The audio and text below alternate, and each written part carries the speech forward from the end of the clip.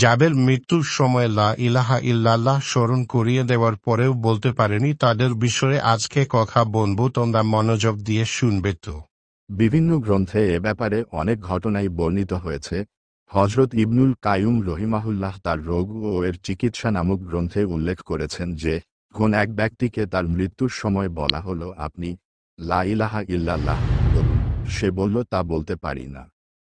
আরেকজনকে বলা হলো, বলুন লা ইলাহা ইল্লাল্লাহ। তখন সে মাথা দুলিয়ে গান গাইতে লাগল। আরেকজন ব্যবসায়ীকে বলা হলো, লা ইলাহা ইল্লাল্লাহ বলতে।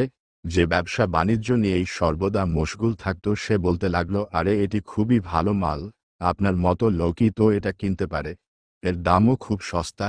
এরপর মৃত্যুবরণ করল। একজন সুদখোরকে বলা হলো, বলুন লা ইলাহা ইল্লাল্লাহ।